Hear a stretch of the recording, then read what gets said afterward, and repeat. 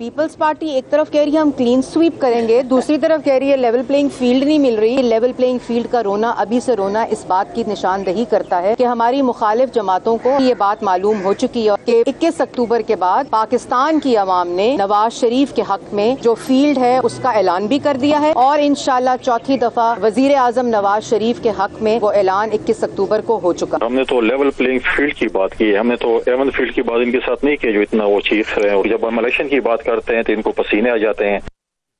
بسم اللہ الرحمن الرحیم۔ السلام علیکم ناظرین، پروگرام مقابل میں میرے اور عامر متین صاحب کی طرف سے تمام دیکھنے والوں کو ہم خوش آمدید کہیں گے۔ ناظرین، پاکستان کے اندر جو ہے عام انتخاب کا الیکشن کا کہہ سکتے ہیں کہ بگل بچ چکا ہے اس وقت، مگر تند و تیز بیانات اور اس کے علاوہ سنگین الزامات، ان تمام کے جو پٹاخے ہیں وہ بھی ساتھ ساتھ اب پھوٹ رہے ہیں۔ جو ماضی کے اتحادی تھے وہ آج ایک دوسرے کے شدید مخالفت کے اندر کھڑے ہمیں نظر آتے ہیں۔ بلاول بھٹو سرداری صاحب نے یہ دعویٰ کیا ہے، وہ کہتے ہیں کہ جی آئندہ جو بھی وزیر اعظم ہوگا یقینی طور پہ لاہور سے تو نہیں ہوگا، مگر نون لیگ اس کے اوپر کرارا جواب دے چکی ہے، انہوں نے کہا کہ نہیں جی لاہور سے نہیں ہوگا، رائیونڈ سے ضرور ہوگا۔ یہ نون لیگ نے اپنا جواب دیا ہے۔ پاکستان کی سیاست کے اوپر بات کریں گے، مگر اس وقت ہمارے ملک کے اندر جو حالیہ دہشت گردی کی لہر ہے اس کے اندر ہوش ربا اضافہ ہو چکا ہے۔ رواں سال سیکیورٹی فورسز کے جانی نقصانات کی اگر میں بات کروں تو وہ 8 سال کی بلند ترین سطح کے اوپر اس وقت ہمیں کھڑے نظر آ رہے ہیں۔ کے پی کے جنوبی اضلاع ہیں بنو، ٹاک، ڈیرہ اسماعیل خان، لکی مروت دہشت گردوں کے خاص نشانے کے اوپر ہیں۔ دہشت گردی کی یہ جو منظم طریقے سے ہمیں پوری لہر اٹھتی بھی نظر آ رہی ہے، اس کی وجوہات کیا ہے، تدارک کرنے کی کیا ضرورت ہے ایسے میں جبکہ 2 مہینے کے بعد پاکستان کے اندر ہمیں الیکشن کا موسم بنتا ہوا نظر آ رہا ہے۔ عامر صاحب، بس سیاست ہے، الیکشن ہے اور ہمارے ہاں دہشت گردی کے معاملات ہیں، ان کے اوپر 1 بائی 1 چلتے ہیں۔ مجھے پہلے یہ بتائیے، ایک کہتا نہیں میں بناؤں گا، دوسرا کہتا نہیں میں بناؤں گا، نفسیاتی دباؤ ایک دوسرے کے اوپر بہت زیادہ بڑھانے کی کوشش کی جا رہی ہے یا زمینی حقائق بھی بالکل ایک جیسے ہی ہیں؟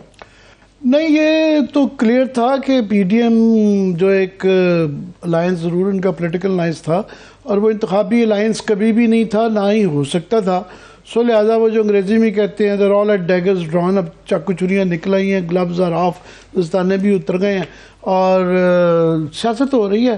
اور ہمارے ہاں جو سیاست ہوتی ہے وہ آپ منفی سیاست زیادہ ہوتی ہے، دوسرے کی بےزتی کرنے سے زیادہ اپنے جو منشور ہوتا ہے کہ ہم یہ چیزیں کر کے دکھائیں گے، اس پہ ووٹ کم ملتا ہے، بجائے اس کے ووٹ اس پہ ملتا ہے کہ جناب یہ جو میرے مخالفین ہیں یہ مجھ سے بھی بہت زیادہ برے لوگ ہیں اور ان کی خرابیاں نکال کے۔ مگر پرابلم یہ ہے کہ یہاں پہ نواز شریف صاحب کے جو 2-3 کلیمز تھے ان کے آنے پہ جو بنایا گیا یہاں پہ، وہ 2-3 تھے نا۔ ایک تو ان کا تھا کہ جناب یہ مذہقہ خیز بیانیہ، شاد رفیق صاحب بھی کہہ رہے ہیں کہ جی وہ ڈیل نہیں ہوئی، ڈیل نہیں ہوئی ہے، روز ایکسپلینیشن وہ دیتے ہیں۔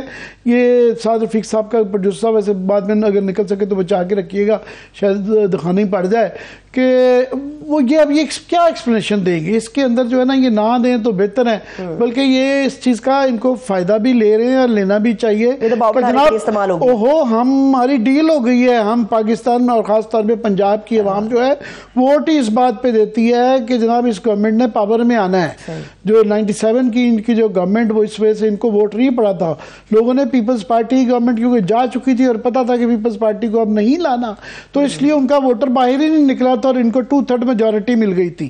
مگر وہ دونوں چیزیں چاہ رہے ہیں، خواہ شاد رفیق کا یہ ایکسپلینیشن دینا اور روز ایک آدھا ان کا پولیٹیشین دیتا ہے کہ جناب یہ ڈیل نہیں ہوئی۔ اور بھائی جس طریقے سے آپ لوگ آئے ہیں، جس طریقے سے بیلیں ہوئی ہیں، جس طریقے سے اس کے بعد آپ کو مینار پاکستان لے جایا گیا اور ہر دروازے کھلتے جا رہے ہیں، تو آپ یہ کہنا شروع کریں کہ ہماری ڈیل ہوئی ہے۔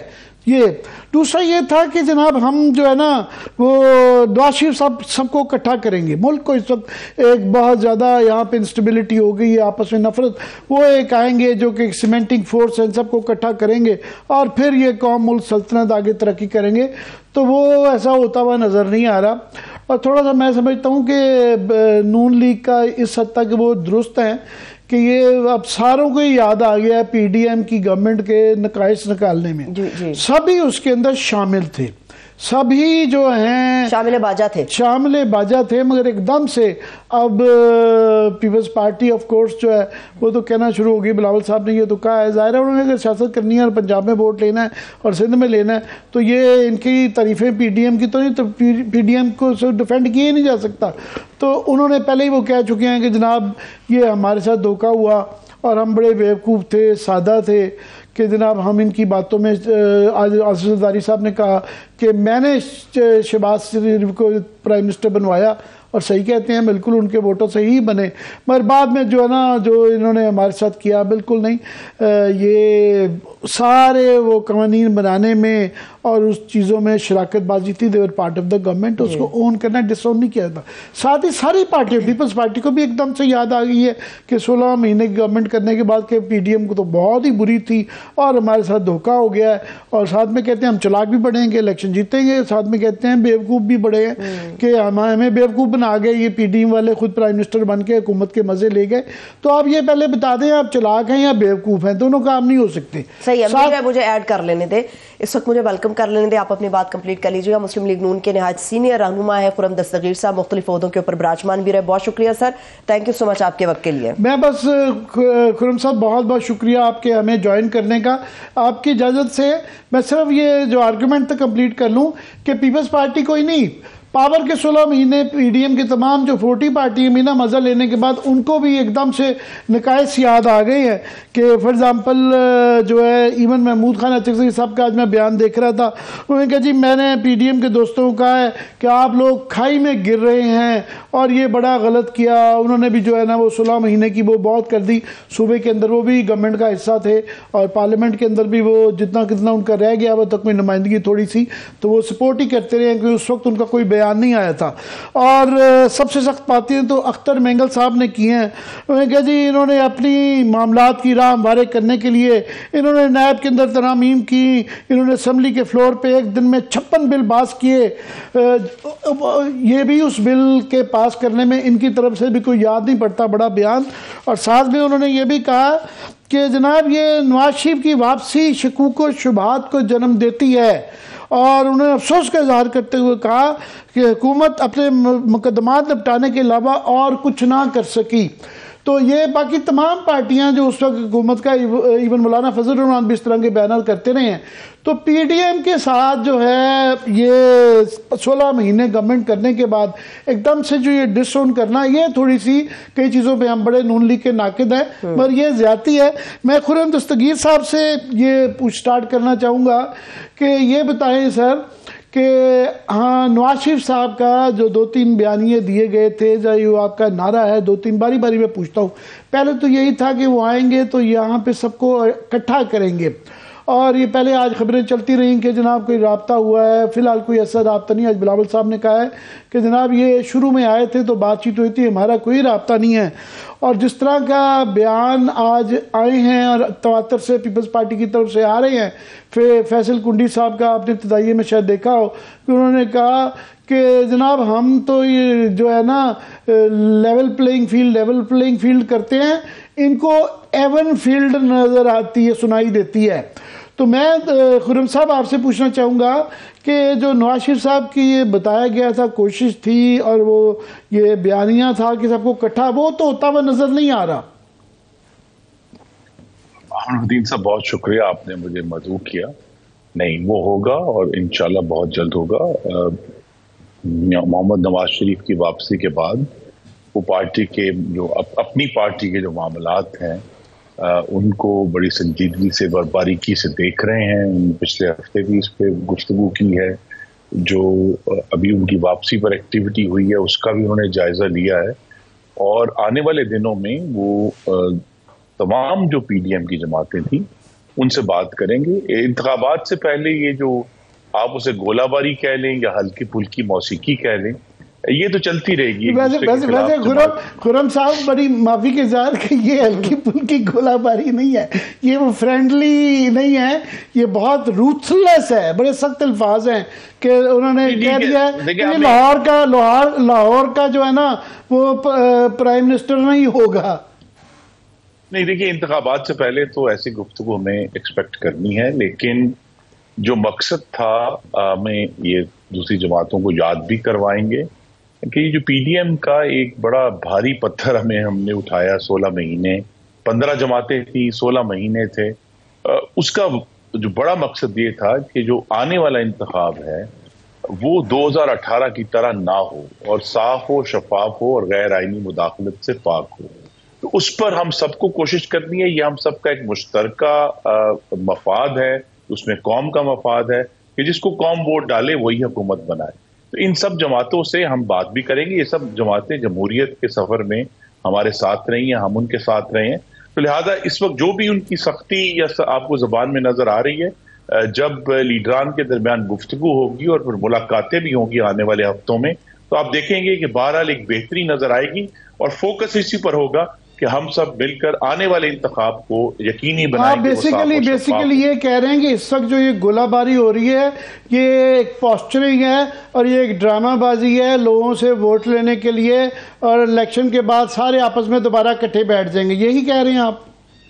جی نہیں, میں یہ ایگزیکٹلی تو نہیں کہہ رہا, لیکن میں ضرور کہہ رہا ہوں کہ سب جماعتیں اپنا اپنا جو ان کا ووٹر بیس ہے, جو ان کے ووٹروں کی بنیاد ہے جس پر وہ حکومتیں بناتے ہیں یا الیکٹ ووٹ لے کر آتے ہیں, ان کو مضبوط کرنے کے لیے اپنے اپنے بیانات دے رہے ہیں, تاکہ کیونکہ اس سیاست میں یہ بہت بڑا حصہ ہوتا ہے کہ آپ نے اپنے آپ کو دوسروں سے ڈسٹنگوش بھی کرنا ہے, ممتاز بھی کرنا ہے کہ ہم ان سے فرق ہیں, ہم وہ نہیں ہیں, تاکہ آپ کا ووٹر جو ہے اس کو ایک اسٹرینتھ ملے. تو یہ سب کام سب کر رہے ہیں. لیکن جو ایک ہمیں جو 2017 کے بعد سے جب سے میاں نواز شریف کو ناحق اور غیر منصفانہ طریقے سے ڈسکوالیفائی کیا گیا تھا, وہ جو توڑ پھوڑ ہوئی ہے پاکستان کی سیاست میں اور حاکمیت میں, خارجہ پالیسی میں, اس کو ریپیئر کرنے کے لیے ابھی بھی ضرورت پڑے گی انتخابات کے بعد بھی کہ جماعتیں اکٹھا بیٹھیں, مفاہمت کی جو بات ہے اس پر غور کریں, جو جہاں غیر آئینی اقدامات ہوئے ہیں ان پہ ہمیں کس طرح آگے چلنا ہے, اور بہت سارا ریفارم جو ہے. دیکھیے پاکستان کی جو اکانومی اور ایڈمنسٹریٹو اچھا ٹھیک ہے خرم دستگیر صاحب, آج پہ بہت زیادہ عامر متین صاحب بات کرتے ہیں. نہیں, میں اکانومی پہ آ رہا ہوں, میں اکانومی پہ لارج اسکیل ریفارم ہے وہ بڑا ضروری ہے, بہت ہی ضروری ہوگا. بہت اچھی بات کی, میں اکانومی سے پوچھنا چاہوں گا. یہ ابھی منشور کے حوالے سے بھی بالکل اکانومی کی آپ نے بات کی, بڑی اچھی بات ہے خرم دستگیر صاحب, اکٹھے مل کر بیٹھنا چاہیے. میرے دو نقطے ہیں, دونوں آپ کے سامنے ایک ساتھ رکھ دیتی ہوں. پہلی بات تو یہ کہ کہا جا رہا ہے کہ آل پارٹیز کانفرنس کی بھی تجویز ہے میاں نواز شریف صاحب کی طرف سے, جس میں تمام سیاسی جماعتوں کو الیکشن رولز کے حوالے سے اعتماد میں لیا جائے گا, ساتھ بٹھایا جائے گا. کیا اس میں آپ پاکستان تحریک انصاف کو شامل کریں گے؟ اور سیکنڈلی مجھے یہ بتائیے گا کہ اسحاق ڈار صاحب کا انٹرویو میں کل سن رہی تھی جرگہ میں سلیم صافی صاحب کے ساتھ, تو اسحاق ڈار صاحب نے اس بات کو کہا کہ یہ ممکنات میں شامل ہے کہ آئندہ عام انتخاب کے اندر سیٹ ٹو سیٹ ہم اپنی دوسری جماعتوں کے ساتھ ایڈجسٹمنٹ کر سکتے ہیں. تو ایسی صورت میں اگر ایڈجسٹمنٹ ہوگی تو پھر اس کا مطلب ہے کہ ملی جلی اکثریت کے ساتھ تمام جماعتیں پھر سے دوبارہ سے حکومت میں آئیں گی, آزاد حیثیت میں تو کوئی بھی ایک جماعت حکومت نہیں بنا پائے گی پھر. جی دیکھیے, ہمیں تجربے نے یہی ثابت کیا ہے کہ انتخابات سے زیادہ قبل, ابھی چونکہ 3 ماہ باقی ہیں, تو زیادہ قیاس آرائی نہیں کر سکتے. جو الیکشن تبھی صحیح معنوں میں شروع ہوتا ہے جس دن امیدواران کی حتمی فہرست آتی ہے اور مختلف لیڈرز جو ہیں وہ ملک میں کیمپین کرنا شروع کر دیتے ہیں. تو اس وقت تک جو حالات ہوں گے, لیکن ہماری کوشش یہی ہے, اگر ہم نے کوئی سبق سیکھنا ہے پاکستان کے 76 سالہ ماضی سے, وہ یہی ہے کہ لارج اسکیل ریفارم جس کی ابھی ضرورت نظر آ رہی ہے اکانومی میں, فورن پالیسی میں, ایڈمنسٹریٹو ریفارم صوبوں کا اور وفاق کا, اس کے لیے سب جماعتوں کی ضرورت پڑے. آپ جو کہہ رہے ہیں بالکل بہت ہی ضروری ہے. کاش کہ یہ ہمیں کوئی مساق معیشت پہ سارے اگری ہو جائیں, الیکشن سے پہلے ہی ہو جائیں تو زیادہ اچھا تھا. مگر میں یہ آپ سے کہنا چاہوں گا کہ جو 2-3 آپ کے پارٹی کے ابھی نعرے ہیں وہ یہ اکٹھا ہونے والی آپ ابھی نہیں کر رہے, مگر آپ کہہ رہے ہیں بعد میں سب اکٹھے ہو جائیں گے. تو دوسرا ہے کہ جناب اکانومی کو ٹرن اراؤنڈ کر دیں گے نواز شریف صاحب, چلیں مان لیتے ہیں, ظاہر آپ کا انتخابی نعرہ ہے, مگر یہ اسحاق ڈار جو ہیں یہ اس پہ کوئی بحث نہیں رہ گئی کہ جناب یہ جو 16 مہینے کی گورنمنٹ کے اندر خاص طور پہ ڈار صاحب اب سینونیمس بن گئے ہیں معاشی تنزلی کی, بجٹ کی تنزلی کی خاص طور پہ. اور 2013 سے 18 بھی جو آپ کی گورنمنٹ رہی جب تک وہی, کیونکہ زیادہ تر رہے except for very last months جو ہیں, تو اس کے اندر بھی جو خرابیاں رہیں وہ آپ تو شرفا میں سے تھے, آپ جنہوں نے کبھی نہیں اپنی کامرس کی منسٹری کے والے سے بولا. وہ پلاننگ والے باقی لوگ وہ کہتے رہتے تھے کہ جناب بس اسحاق ڈار صاحب ہی حکومت چلاتے ہیں, یہ نہ کوئی کامرس ہے نہ کوئی پلاننگ ہے, بس فائنانس منسٹر ہی پرائم منسٹر ہے. تو وہ مسئلہ آپ اکانومی کا ڈار صاحب کو ساتھ بٹھا کے بیچ سکیں گے؟ نہیں, دیکھیے پہلے تو 13 سے 18 کا جو ریکارڈ ہے وہ درست ہونا چاہیے. ہمارے جو بھی اندرونی معاملات ہوں لیکن یہ بات واضح ہے کہ ڈار صاحب نے 3 سال کا IMF پروگرام پاکستان کی تاریخ میں غالباً پہلی دفعہ مکمل کیا، جو پورے 3 سال تھے، اور تینوں سالوں میں مہنگائی کم ہوئی اور گروتھ بڑھی. یہ ریکارڈ ہے. اور اب تو شاید ہمیں عجیب لگتا ہے آج کی مہنگائی میں، لیکن عامر متین صاحب 2015-16 میں پاکستان میں مہنگائی کی شرح 2.8% تھی اور فوڈ انفلیشن 1% سے بھی کم تھی. تو یہ بھی ریکارڈ ہے ڈار صاحب کا جو ہمیں کنسیڈر کرنا پڑے گا.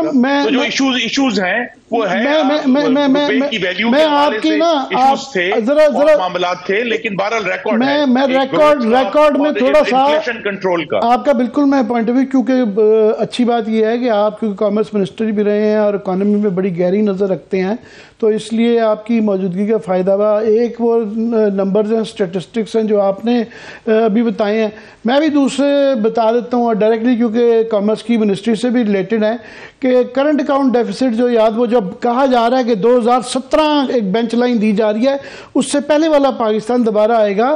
اس سے پہلے والے پاکستان میں 20 بلین ڈالر کا کرنٹ اکاؤنٹ ڈیفیسٹ تھا، جو مجھے یاد پڑتا ہے. آپ جب کامرس منسٹر تھے تو 25 جو لگ 19-20 کا فرق ڈالیں، 25 بلین ڈالر سے ایکسپورٹس جو تھیں وہ 20 بلین ڈالر پہ آ گئی تھی، امپورٹس 55 بلین ڈالرز پہ چلی گئی تھیں. 35 بلین ڈالر کا ہمارا ٹریڈ ڈیفیسٹ ہو گیا تھا. تو یہ جو تھی لارجلی جو سب سے بڑے یہ اسٹیٹسٹکس ہیں، اس پہ کیا ڈار صاحب آپ کچھ نیا چیز کریں گے؟ جی نہیں، دیکھیے اسی لیے میں نے آپ سے کہا کہ بہت لارج اسکیل ریفارم اس دفعہ کرنا ہوگا، کہ جو ہمارے جو لگے بندے طریقے ہیں معیشت کو چلانے کے وہ اب نہیں چل رہے، جس میں بہت بڑا رول تھا پاکستان کی اسٹریٹجک لوکیشن کا، کہ امریکہ افغانستان میں موجود تھا، وہاں وہ کئی ارب ڈالر وہاں خرچ کرتا تھا جو پاکستان میں آتے تھے، اس کی وجہ سے پاکستان کو بھی سپورٹ ہوتی تھی. اب وہ نہیں ہے. دوسرا جو بین الاقوامی اسٹریٹجک جیو پالیٹکس ہے وہ بھی تبدیل ہو گئی ہے. اس تبدیل جیو پالیٹکس میں، جس میں مڈل ایسٹ کے جو ہمارے ممالک جو بہت دیر ہمیں سپورٹ کرتے رہے، ان کے بھی نئی سوچ ہے، ان کی طرف بھی وہ نئی ڈائریکشنز کی طرف دیکھ رہے ہیں. اس سارے ماحول میں ہمیں، اس لیے میں نے بار بار پھر ایک دفعہ پھر عرض کروں گا، میں بھی دوبارہ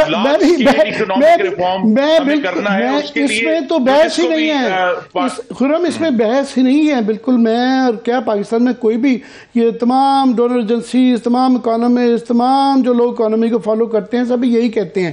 پوائنٹ یہ ہے کہ یہ جو پچھلے 30-35 سال میں پاکستان میں اگر کوئی کامن ڈینومینیٹر سب سے زیادہ کسی نے پالیسی بنائی ہے اکنامک، تو وہ اسحاق ڈار صاحب تھے. تو جو سب سے بڑی یہ ریفارمز کے لیے رکاوٹ بھی وہی رہے، کیونکہ سب سے زیادہ فائنانس منسٹری نہیں، پورے پاکستان کی اکانومی آپ کی کامرس سمیت جو ہے وہی چلاتے رہے. تو اب انہی کو جو کہ اسی کی رکاوٹ کے طور پہ نون ہوئے، کیسے یہ میں سوچ رہا ہوں کہ نعرہ بیچیں گے کہ وہ آ کے ریفارم کر دیں گے اسحاق ڈار صاحب. جی دیکھیے، میاں نواز شریف اسی لیے وہ بڑے احتیاط سے چل رہے ہیں اور کم بات کر رہے ہیں، کیونکہ وہ پورا ریویو کر رہے ہیں، نہ صرف پچھلے 5 سال کا بلکہ جو PDM کی 16 ماہ کی حکومت تھی، 15 جماعتیں اس میں شامل تھیں، تو وہ اس کا ریویو کر رہے ہیں. اس کے جو بھی لیسنز ہیں ان سب سے زیادہ تو پوری پارٹی کا اس میں سٹیک ہے کہ اگر ہمیں آگے بڑھنا ہے تو تمام جو ابھی حالیہ ماضی سے سبق سیکھ کر آگے بڑھنا ہے، وہ بہتر فیصلہ کریں گے. خرم آئی ایم سو سوری، ظاہر ہے آپ پارٹی کے سینئر رہنما ہیں، آپ کے لیے یہ کہنا مشکل پوزیشن میں ہیں، پر میں یہ ضرور اس لیے بھی بار بار اس پوائنٹ پہ کر رہا ہوں کہ اندرونی طور پہ اگر میں مان لیتا ہوں کہ کوئی ری تھنکنگ چل رہی ہوگی، مگر جو آپٹکس نظر آتے ہیں کہ ہر سیٹ پہ نواز شریف صاحب کے ساتھ اسحاق ڈار صاحب ہوتے ہیں. آج ہی ان کو الیکشن کا انچارج بھی بنا دیا گیا ہے. انہوں نے الحمدللہ زندگی میں کبھی ڈائریکٹلی سینٹ کے ہمیشہ الیکٹ ہوئے ہیں، مجھے نہیں یاد پڑتا کبھی ڈائریکٹلی الیکٹ ہو کے بھی وہ کبھی آئے ہوں. تو آپٹکس میں تو ہر چیز کے انچارج وہی نظر آتے ہیں. نہیں، ڈار صاحب جو ہیں وہ لاہور سے صحیح کہہ رہے ہیں، منتخب رکن I stand corrected. Thank you. 2013 میں نے جو ہی کہا تو مجھے احساس ہو گیا تھا ہمارے الیکشن سیل کے انچارج تھے، وہ ہمارے الیکشن سیل کے انچارج پہلے بھی رہ چکے ہیں، اور ایک دفعہ یہ پہلی دفعہ نہیں تھی، غالباً تیسری دفعہ ہے کہ وہ پارٹی کے الیکشن سیل کے انچارج ہوں گے انشاءاللہ۔ نہیں وہ تو بالکل ہے، میں اس لیے اب چلے میری بات تو رہنے دیں۔ بہرحال مفتاح اسماعیل بھی آپ کے جو ہیں پیٹرولیم منسٹر بھی رہے ہیں، اکنامک منسٹر بھی رہے ہیں، انہوں نے کل ایک آرٹیکل لکھا جس میں ان کا ایک آرگومنٹ تھا، کیونکہ آپ کامرس اور اکانومی کو سمجھتے ہیں، میں اس لیے آپ کے سامنے کر رہا ہوں، یہ لارج سکیل ہم ریفارمز کی بات کر رہے ہیں کہ جناب ہمیں بڑے ڈراسٹک کرنے ہوں گے۔ ان کا ایک آرگومنٹ تھا کہ جناب ہم نے یہ جو انفراسٹرکچر پہ، یہ جو سڑکوں پہ اور بریجز پہ بہت زیادہ ڈالر کے اندر انویسٹ کرتے رہے ہیں، اور ایون انرجی پروجیکٹس کے اندر بھی ڈالروں کے اندر لاتے رہے ہیں، اور ان میں سے ہم نے 36,000 میگا واٹ کی جو ہے نا بجلی کی کیپیسٹی بنا لی ہے، جبکہ ہم 22 کی ڈیلیور نہیں کر پا رہے ہیں۔ اور وہ غلط فیصلے تھے کہ ہم ڈالروں میں یہ چیزیں بنا کے اور ہم روپوں میں کما رہے ہیں، ہم نے کوئی وہ بہت بڑی غلطی تھی۔ انہوں نے بنیادی طور پہ یہ جو ML1 ہے سی پیک کا، اس کی بھی انہوں نے مخالفت کی ہے کہ جناب ہم $500 ملین مزید قسط جو ہے نا اس کی سالانہ نہیں دے سکتے۔ سو یہ جو دو کرکس تھے آپ کی پارٹیز کی، جو سب سے بڑے کریڈٹ آپ لیتے تھے، وہ یہ گنوائے جاتے ہیں کہ یہ بریجز اور یہ سڑکیں، انفراسٹرکچر، اور دوسرا یہ انرجی کے پروجیکٹ۔ انہوں نے کہا جناب یہ غلط ایک فیصلہ تھا کہ ہم نے یہ ہماری اکانومی کو، اور یہ جو بیلنس آف پیمنٹ کی سچویشن ہے اس کی تمام تر ذمہ داری اس غلط پالیسی کی وجہ سے ہے۔ کیا کہیں گے؟ جی وہ اس لیے آج جب کوئی بھی لکھے گا تو وہ ہائنڈ سائٹ از آلویز 2020، آپ کو جب پیچھے کی طرف دیکھتے ہیں تو آپ کو بڑا صاف اور نظر آتا ہے، لیکن جب آپ فیصلے کر رہے ہوتے ہیں اس وقت کے حالات کے مطابق جو فیصلے کیے وہ بہترین فیصلے تھے، اور اس کے جو کانسیکوینسز ہیں، دیکھیے میں نے یہی تو کہا کہ اس لیے یہ صرف اکنامک ایشو نہیں ہے، جیو پالیٹکس ہے، کہ جب پاکستان کو اب سمجھ آ جانی چاہیے کہ بیرون ملک سے جو جتنے بھی $1 بلین سال کے آتے تھے وہ فیزیبل نہیں رہے، آپ ان لون لے کر ان سے مزید آپ اپنی جو انڈیٹڈنس ہے وہ نہیں بڑھا سکتے۔ لیکن اس کا جو دوسرا حصہ ہے، عامر صاحب اور آپ بھی کیونکہ اکانومی کو سمجھتے ہیں تو میں یہ بات کر رہا ہوں کہ اصل ایشو تو پاکستان میں فورن ڈیٹ سے زیادہ ڈومیسٹک ڈیٹ کا ہے، جو کہ ہائی انٹرسٹ ریٹ کی وجہ سے پاکستان کے بجٹ کے اوپر ایک بہت ہی ناقابل برداشت بوجھ بن چکا ہے۔ تو یہ جو ہائی انٹرسٹ ریٹ کا معاملہ ہے کہ پاکستان میں جو ہائی انٹرسٹ ریٹ ہے وہ مہنگائی نہیں روکتا، یہ بات ہم سب کو واضح اب سمجھ آ گئی ہے، لیکن IMF کا اصرار ہے کہ نہیں آپ نے بڑھانا ہے۔ تو یہ ایسی چیزیں ہیں، یہی وہ ریسٹرکچرل ریفارم ہے کہ کیا ہم IMF میں ہوتے ہوئے اتنے ہائی انٹرسٹ ریٹ کے اوپر تو اپنا ڈومیسٹک ڈیٹ پے نہیں کر سکتے، کیونکہ وہ بہت بڑا کرائسس ہے، وہ پاکستان کے ڈیفنس بجٹ سے زیادہ ہو گیا ہے، وہ پاکستان کے ڈیولپمنٹ بجٹ سے زیادہ ہو گیا ہے۔ تو یہ جو ری پرائیورٹائزیشن ہے وہ ہونی ہے، لیکن یہ کہنا کہ انفراسٹرکچر کی جو انویسٹمنٹ ہے وہ نہیں کرنی چاہیے پاکستان نے، اگر اکنامکلی بالکل کرنی چاہیے، مگر یہ ہمارے جو وائٹ ایلیفنٹس بن گئے ہیں کہ ہم نے جو جس طرح کے انرجی کے ڈیلز کی ہوئی ہیں، کیپیسٹی چارج اتنے زیادہ، اور ان کا پوائنٹ یہ تھا کہ ہمیں پروڈکٹیو ان چیزوں میں انفراسٹرکچر کرنا چاہیے اور انرجی کرنی چاہیے جہاں سے ڈالرز کے اندر ارننگ بھی آئے، تاکہ بیلنس آف پیمنٹ کا ایشو نہ آئے۔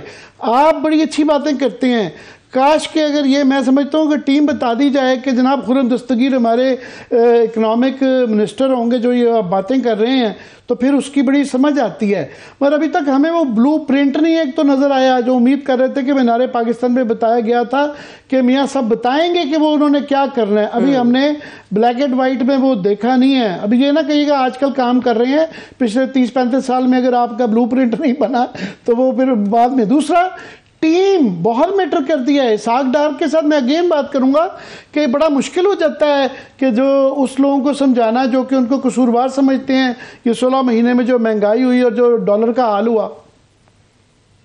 نہیں دیکھیے ان کو IMF کی اطاعت بھی پالیسی نہیں ہو سکتی پاکستان کی۔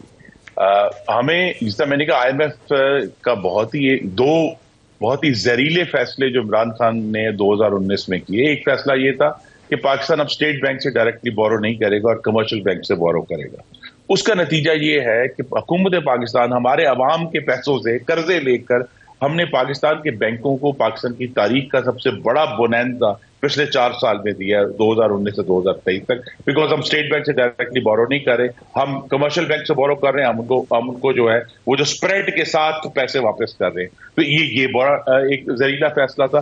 दूसरा इशू ये है कि हमें जो IMF हमें कहता रहा, मैं फिर दोहरा देता हूँ कि जी आपने इंटरेस्ट रेट बढ़ाने हैं ताकि किताब में जो लिखा है उससे महंगाई कंट्रोल हो। पाकिस्तान में इंटरेस्ट रेट बढ़ाने से महंगाई कंट्रोल नहीं होती, बल्कि उसके बहुत जहरीले असरात होते हैं। क्योंकि ये जो 2 इश्यूज हैं, जब तक हम इनको क्लियर नहीं कर पाते हम आगे नहीं बढ़ सकते। बिल्कुल, मैं एक्चुअली ये शायद टाइम की कमी है, मैं एक और चीज़ पे आपकी टच थोड़ी चाह रहा हूँ, मगर इसमें मैं ये ज़रूर कहूँगा कि ये जो आप कह रहे हैं किसी चीज़ से इख्तलाफ नहीं है कि डोमेस्टिक डेट है, फिर IMF से कैसे रेगुल आउट करना है, और ये जो लार्ज आप ड्रास्टिक रिफॉर्म्स कह रहे हैं, मगर आइडेंटिफाई तो जितने आप नकाइज निकाल रहे हैं मैं एज ए रिपोर्टर 5 और बता दूंगा।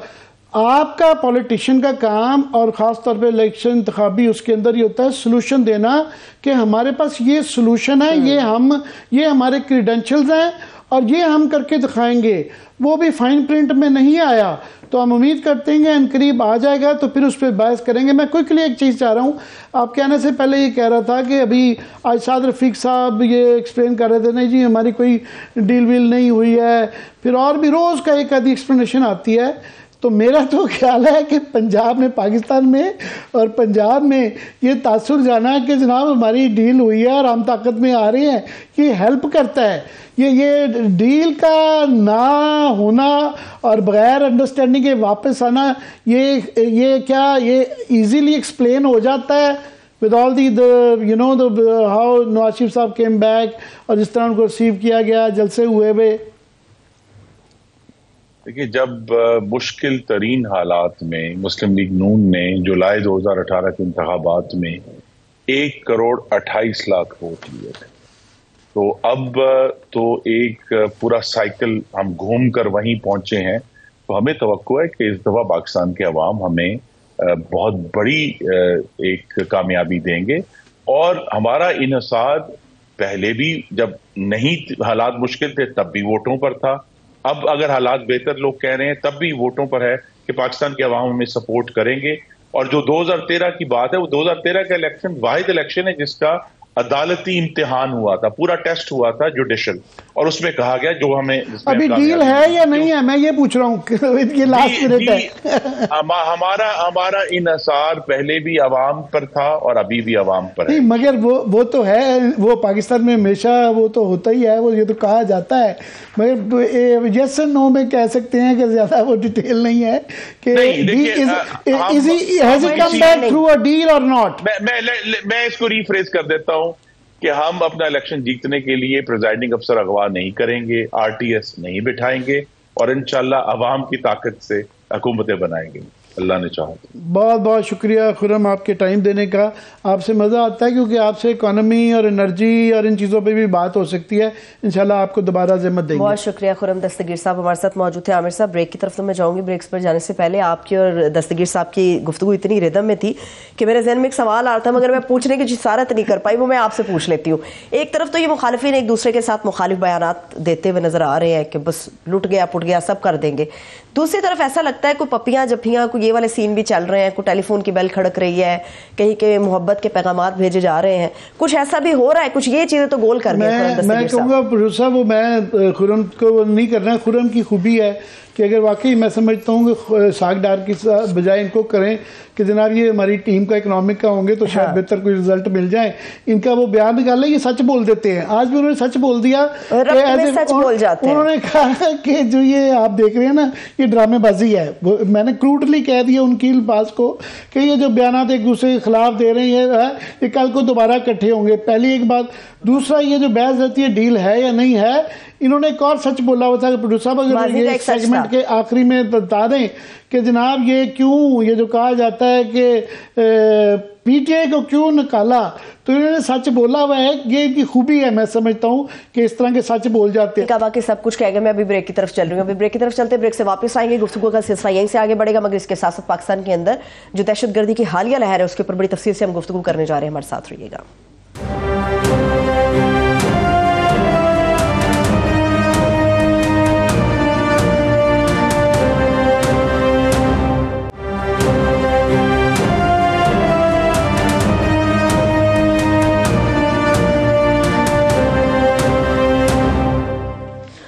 کے بعد ایک بار پھر سے تمام دیکھنے والوں کو ہم خوش آمدید کہیں گے. ناظرین، الیکشن کے موسم کے ساتھ ہی دہشت گردی کی جو خطرناک اور بھیانک لہر ہے اس کی وجہ سے جو اس میں ہوش ربا اضافہ آیا ہے، سیکیورٹی فورسز کی جانی نقصانات جو ابھی رپورٹ بھی آئی ہے سامنے 8 سال کی بلند ترین سطح پر پہنچ چکے ہیں. اس وقت پاکستان کے اندر جو دہشت گردی ہے اس پر بات کرنے کے لیے ہمارے ساتھ سینئر صحافی ہیں، executive director centre for research and security studies امتیاز گل صاحب موجود ہیں. سر، بے حد شکریہ آپ کے قیمتی وقت کے لیے. جی امتیاز، میں بالکل بہت آپ کی طرف آتا ہوں، آپ کے ایکسپرٹ اوپینین لیتے ہیں.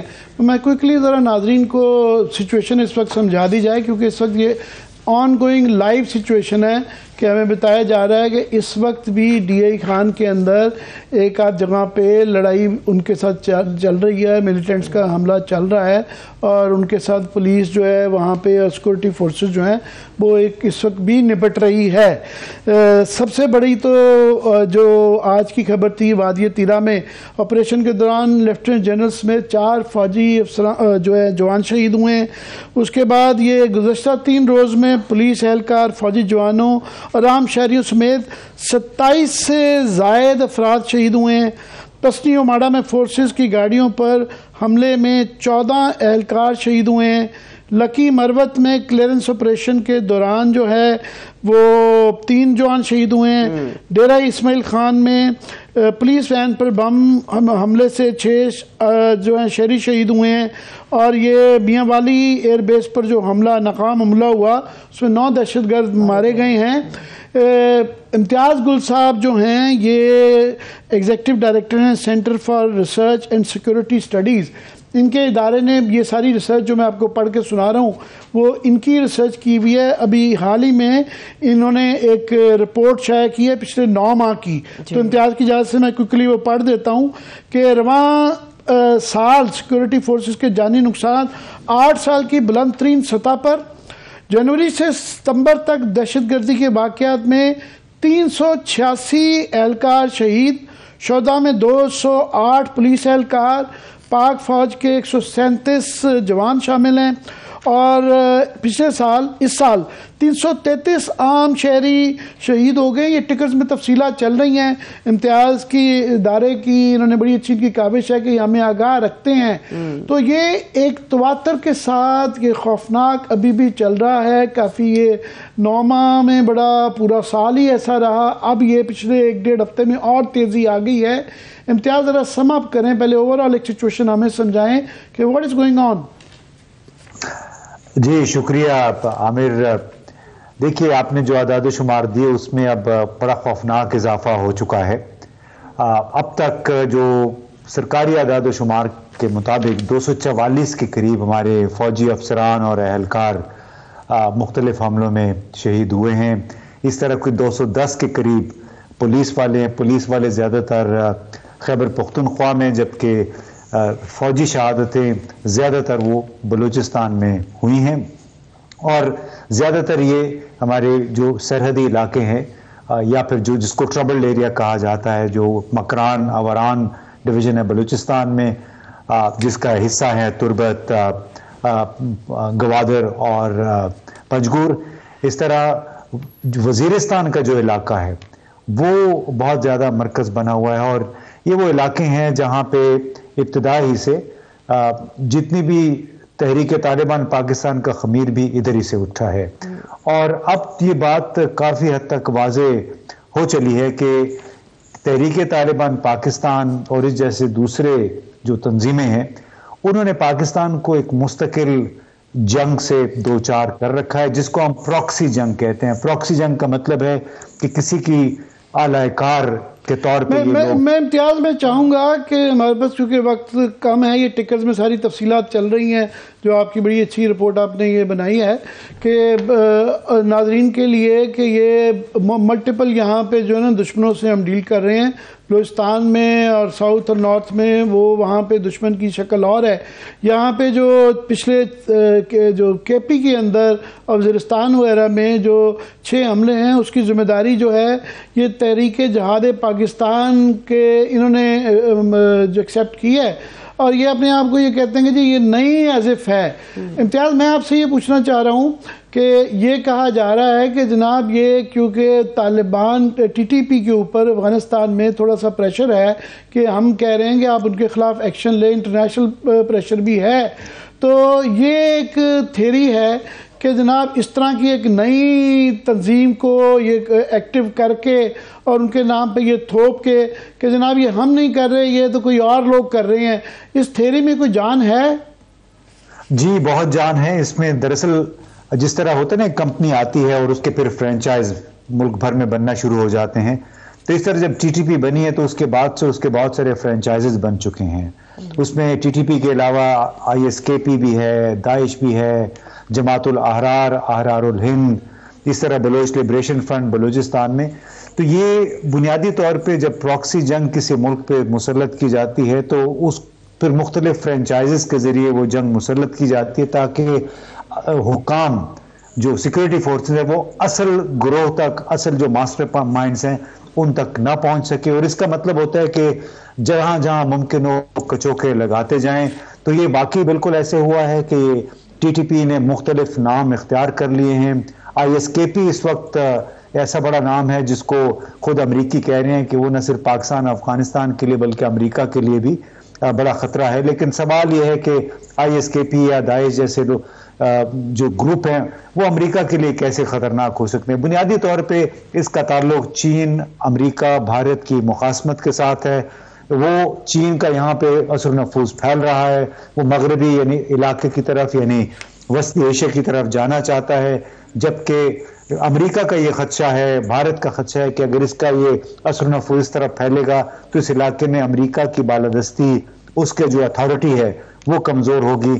تو ایسا لگتا ہے کہ ان دونوں بڑے ملکوں کی جنگ کی زد میں اس وقت پاکستان آ گیا ہے. مگر اس کا آپ کیا سمجھتے ہیں کہ ہمارے کچھ محدود قسم کی کئی دفعہ آپشنز ہو جاتی ہیں کہ اگر headquarter for example Afghanistan میں ہے اور وہاں پہ ایک بڑی ایک کمزور گورنمنٹ کہہ لیں یا وہ ایسی گورنمنٹ ہے جس کے ساتھ ہمارے بڑے کشیدہ تعلقات رہتے ہیں, چونکہ سینٹر آف گریوٹی وہاں پہ ہے زیادہ تر اور وہاں سے چیزیں یہ خاص طور پہ کے پی کے اندر جو واقعات ہو رہے ہیں وہاں سے آ رہی ہیں, تو ہم کیا کریں اس کا؟ یہ فائر فائٹنگ کرتے رہیں گے یا آپ کا خیال میں جس طرح رد الفساد جیسی پھر یہ ایک باقاعدہ کاوش کی گئی تو اس طرح کا کوئی آرگنائزڈ آپریشن ہمیں کرنا پڑے گا؟ دیکھیے چاہے رد الفساد تھا چاہے ضرب اسب تھا, یہ جیسے میں نے کہا کہ ایک مستقل جنگ ہے جو ہمیں لڑنی ہے. البتہ پاکستان کے ایک تو افغانستان کے طالبان ہیں ان کے ساتھ ایک ہمارا معاملہ چل رہا ہے, وہ دو ٹوک انداز میں تحریک طالبان پاکستان کے خلاف ایکشن کرنے سے وہ فی الحال گریزہ ہیں, اس لیے کہ وہ سمجھتے ہیں کہ افغان غیر ملکی فوجوں کے خلاف جہاد میں انہوں نے ان کا ساتھ دیا تھا. آہستہ آہستہ مختلف طریقوں سے ان کے خلاف گھیرا تنگ کرنے کی کوشش کی جا رہی ہے, لیکن وہ ایکسٹرنل سائڈ ہے. انٹرنل سائڈ ہماری ہے کہ جب تک جتنی بھی ہماری مذہبی سیاسی جماعتیں ہیں, جتنے بھی خاص طور پہ سرحدی اضلاع میں بلوچستان اور خیبر پختونخوا کے مساجد ہیں, مدارس ہیں, اس نیٹ ورک کو جب تک مکمل طور پہ آپ اپنی نگرانی میں نہیں لے آتے, جب تک پتہ نہیں چلتا کہ انہوں نے کس کس کو پناہ دے رکھی ہے, اس وقت تک بڑا مشکل ہوگا. یہ سیاست اور مذہب کا نام لے کے مختلف گروہ جس طرح ہماری سیاست میں مخل ہو رہے ہیں, انہوں نے یہ دہشت گردوں کے لیے بھی بہت بڑا سپیس پیدا کیا ہوا ہے. اور ہمارے جو ریاستی ادارے ہیں, بڑے ریاستی ادارے, انہیں جب تک وہ اس حوالے سے وہ کلیئرٹی نہیں ہوگی, جب تک دو ٹوک موقف اختیار نہیں کریں گے, چاہے وہ جمعیت علماء اسلام کے دھڑے ہیں, چاہے وہ جماعت اسلامی ہے, چاہے جیش محمد ہے, جب تک اس حوالے سے مکمل طور پہ دو ٹوک پالیسی اختیار نہیں کی جائے گی, ان کے لیے دہشت گردوں کے لیے پناہ گاہیں ملک کے اندر ہی موجود رہیں گی. ہمیں افغانستان میں دیکھنے کی ضرورت نہیں ہوگی. امتیاز نے بڑی اچھی بات کی کہ ہمیں پہلے کلیئرٹی چاہیے, اور ہوتا یہی ہے کہ ہماری سیاسی جماعتیں اور خاص طور پہ ہماری مذہبی سیاسی جماعتیں جو ہیں وہ اپنا پینترا بدلتی رہتی ہیں, ان کی بڑی کانٹرڈکٹری متضاد قسم کے پوزیشنز رہی ہیں. اب تو کیونکہ الیکشن ہیں تو ان کے لیے ووٹر ہے. حالانکہ جس طرح آپ نے کہا ابھی آج ہی اسلامی آئیڈیالوجیکل کونسل نے وہ بڑا اس چیز کو مذمت بھی کی ہے, علماء سے یہ کہا ہوا ہے, مگر جس طرح ہمارے ہاں نیشنل ایکشن پلان بنا کے کنسنسس ڈاکیومنٹ ہوا وہ امپلیمنٹ نہیں ہوا, تو کیا یہ کاسمیٹک قسم کے اس طرح کے بیانات سے ہو جائے گا یا ہمیں ایک تھورو قسم کا نیشنل ایکشن پلان ٹائپ بنا کے امپلیمنٹ کرنا پڑے گا؟ دیکھیں عامر, اصل بات یہ ہے کہ جس کا کام اسی کو ساجے, اور جب تک جس کا کام ہے اگر اس پہ وہ توجہ نہ دے, وہ دوسرے کاموں میں پھنسا رہے, تو پھر یہی کچھ ہوتا رہے گا. ہمارے آپ کو پتہ ہے جو اقتدار کی طاقت کی جو تقسیم ہے, مختلف مراکز ہیں, اس کی وجہ سے جن اداروں کا مکمل طور پہ ہماری سرحدوں پہ ہمارے انٹیلیجنس کے ذریعے جو غیر ریاستی عناصر ہیں, نان اسٹیٹ ایکٹرز, اس پر جب تک مکمل توجہ نہیں ہوگی, جب تک ان بنیادی جو اسباب ہیں ان کی طرف توجہ نہیں کریں گے ہمارے یہ ادارے, اس وقت تک ہمیں یوں ہی کچوکے لگتے رہیں گے. کوئی طویل المیعاد حل اس وقت تک نہیں آئے گا جب تک ہم مکمل فوکس کے ساتھ ریلیجیو پولیٹیکل فورسز جو ہیں ان کے ساتھ بات چیت کر کے اور ان کے حوالے سے ایک جامع لائے عمل نہ بنائیں. جی وہ بالکل, آپ اس میں تو کوئی بحث ہی نہیں ہے, ایک جامع حل بنانا چاہیے, اور لانگ ٹرم مڈ ٹرم مگر شارٹ ٹرم کے اندر جو ہے یہ ہم یہ فگرز تو دے دیتے ہیں کہ 6 شہید 5 شہید, مگر ہر شہادت کے پیچھے ایک کہانی ہوتی ہے, ایک خاندان ہوتا ہے, ایک ٹریجڈی ہوتی ہے, اور یہ فائر فائٹنگ کی اس میں خاص طور پہ ہم اپنے یہ جوانوں کی جو ہے شہادت برداشت کیے جا رہے ہیں. مگر اس کے لیے جو پھر سٹیک ہولڈر جس طرح آپ نے کہا ساروں کو اکٹھا ہونا پڑے گا. مگر اس وقت جو پاکستان کی جو اس وقت بدقسمتی سے جو پولیٹیکل انسٹیبلٹی ہے, اکنامک انسٹیبلٹی ہے, وہ تو ہوتے ہوئے نظر نہیں آ رہی, خاص طور پہ الیکشن سر پہ ہیں. جی بالکل ایسے ہی ہے. مسئلہ میں نے وہی بتایا آپ کو کہ جب تک ہمارے سیاسی معاملات میں ہر ادارے کی مداخلت جو ہے وہ ختم نہیں ہوگی, جب تک فوکس نہیں ہوگا, اور جب تک ہماری جو سیاسی قیادت ہے وہ دہشت گردی اور پراکسی جنگ اس کو اپنا مسئلہ سمجھ کے ہینڈل نہیں کرے گی. یہ نہیں ہو سکتا کہ تمام سیاسی قیادت اقتدار کے مزے تو لے لیکن وہ یہ سمجھے کہ جی دہشت گردوں سے نمٹنا یا ضلعی سطح پہ تحصیل کی سطح پہ ان سے نمٹنا جو ہے وہ صرف فوج کا اور پولیس کا کام ہے. ایسے نہیں ہوتا ہے, اور اس کے لیے جو تقسیم کار ہے نا, جاب ڈسٹریبیوشن, وہ بڑی وضاحت چاہتی ہے. جب تک ہمارے ادارے تمام بڑے ادارے اس حوالے سے کلیئرٹی نہیں ہوگی بہت مشکل ہوگا. ناظرین, پاکستان کی سیاست کے اوپر بڑی مفصل گفتگو آج پروگرام مقابل میں ہوئی. دہشت گردی کے حوالے سے جو حالیہ اعداد و شمار ہے وہ آپ لوگوں کے سامنے رکھے. اب جب بریک سے واپس آئیں گے تو کچھ بات ہوگی عدالتوں کی, کیونکہ عدالت کے اندر بیٹھے ہوئے چیف جسٹس آف پاکستان بہت زیادہ ان ایکشن ہے. وہ کیا کر رہے ہیں, کیا ہو رہا ہے عدالتوں کے حوالے سے آپ کے سامنے ڈیٹیل رکھیں گے. ہمارے ساتھ رہیے.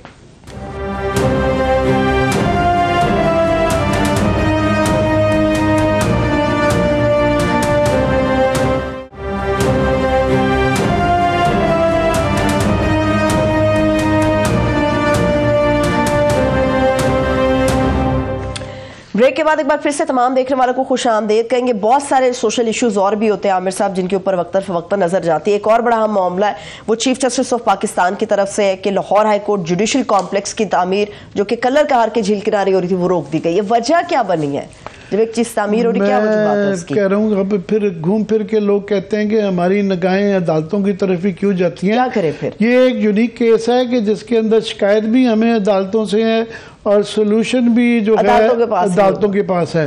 مگر یہ اچھی بات ہے کہ بجائے اس کے کہ سو موٹو لے کے وہ تمام پھر دوبارہ یہ بحث آ جاتی ہے کہ آج خود نوٹس زیادہ ہو جاتے ہیں کہ انہیں ڈائریکٹلی پوچھ لیا ہے کہ اپنے لاہور ہائی کورٹ سے کہ جناب آپ یہ بتائیں یہ کیا کرنے چاہ رہے ہیں. یہ بڑی مزیدار ہے اور تکلیف دہ بات ہے کہ ہمارے ہاں سب کانٹیننٹ کی جو آرکیٹیکچر کی معراج ہے وہ مغلیہ باغات ہیں. چاہے آپ سری نگر, مجھے موقع ملا ویسے شالامار وہاں نشاط باغ دیکھنے کا جس کے ماڈل پہ, جس کے یاد رہے کہ لاہور کا شالامار گارڈن اس کے اوپر جو ہے نا بیس بنا ہوا ہے، وہ اوریجنل ہے. تو میں نشاط باغ بھی دیتا ہوں. پورے انڈیا میں، پاکستان میں یہ مغلیہ گارڈنز اور مونومنٹس اور تاج محل اور یہ جو چل رہے ہیں. پہلا جو مغلیہ باغ جو مانا جاتا ہے وہ مغلیہ سلطنت کے جو بانی تھے ظہیر الدین بابر صاحب، انہوں نے یہ باغ جو ہے کلر کہار میں بنایا تھا پہلے، اور اس کو باغ صفا کہتے ہیں کہ گارڈن آف دی پیور، کہ بالکل جو پیور لوگ ہیں نا یہ ان کا بنایا ہوا ہے. اور یہاں پہ اس نے تسکے بابری میں اس کا بڑا ذکر ہے کہ جب بابر یہاں آیا، یہاں کے چشمے، باغات، کلر کار کی خوبصورتی دیکھ کے اس نے یہاں پڑاؤ کیا، پھر یہاں اپنا وہ دربار کرتا تھا. اور اس کے اندر اس میں تسکے بابری میں بڑا تفصیلاً ایک تخت بابر اس کو کہا جاتا ہے. اور یہ یہاں پورا لیک کا ویو ہوتا ہے. وہ پہلے ہی ڈیولپمنٹ کی وجہ سے پوری جو یہ اس علاقے کی سونس کیسر کی جو جھیلیں ہیں وہ تباہ و برباد ہو گئی ہوئی ہیں.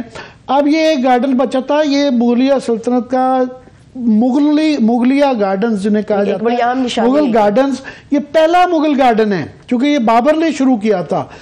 پورے پاکستان میں ہمارے عدلیہ کو، لاہور ہائی کورٹ کو یہ جگہ پسند آئی کہ ہمارا جوڈیشل کمپلیکس یہاں پہ بنانا چاہیے. تو اس کے بعد ہی راضی الاٹمنٹ کے معاملے پر رجسٹرار لاہور سے رپورٹ طلب کر لی ہے، شکر ہے چیف جسٹس صاحب نے. تو اس کی کوئی 80 کنال جو ہے نا زمین الاٹ ہو چکی ہوئی ہے. اور مختص زمین چھوڑ کر لاہور ہائی کورٹ کی نظریں جو ہے نا پہلے ایک جگہ ان کے مختص جو کی گئی تھی وہ غالباً کسی اور جگہ تھی، تو اسی پہ ہی پڑھی جو ہیں، باغ صفا پہ ہی پڑھی. اور جو ہے یہاں کا جو ہے اس کے بعد کہیں غالباً چکوال کے اندر بھی ان کو کوئی جگہ کا الاٹمنٹ کا ایک ایشو تھا، مگر گھوم پھر کے یہ کیا گیا کہ یہ باغ کے انہوں نے کہا جی ہمارا یہاں پہ جوڈیشل کمپلیکس ہوگا تو بڑا بنے گا. یعنی یہ ساری نشانی ختم ہو جائے گی. یہی گلے جو پاکستان میں مقتدر جو بھی طبقہ ہوتا ہے، وہ مقتدر طبقہ جو ہے وہ شروع ہو جاتا ہے، اس کو جو جگہ پسند آتی ہے کیونکہ ان کو کوئی ہاتھ ڈالنے والا نہیں ہے، وہ کہتے ہیں جی ہمارا بنے گا. تو کسی کی ضرورت نہیں ہوتی کہ ظاہر ہے کہ جوڈیشری عدلیہ کون بولے گا. وہ جو انصاف کا مندر ہے جو ہے نا وہ اس کے ہی گھر میں ٹلیاں بجنی چاہیے. جب وہ خود ہی اس طرح کے اس میں چلا جائے تو پھر اس کے بعد کیا کہیں گے.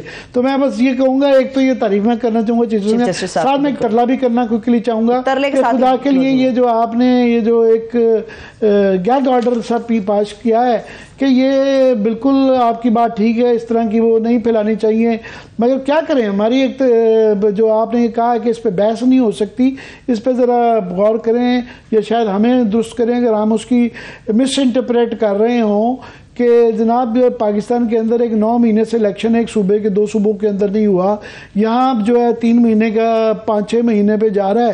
تو اس کے اوپر جب ہم یہ بات نہیں کریں گے تو پھر کیا کریں گے؟ خدشات موجود تو یہ بالکل بدنیتی پہ کوئی ہے تو اس کے خلاف کوئی ایکشن لے لیا جائے. مگر یہ گیگ آرڈر پاس کر دینا ایک جو فنڈامنٹل رائٹ کی جو فریڈم آف ایکسپریشن کے ساتھ ڈائریکٹلی ہے، میرا خیال وہ ایکسپلینیشن کوئی رجسٹرار صاحب کے تھرو اس پہ دے دیں تو ہم بڑے شکر گزار ہوں گے. تھینک یو سو مچ. تمام دیکھنے والوں کا بھی شکریہ. مجھے اجازت دے، اپنا بہت سا خیال رکھیں. خدا حافظ.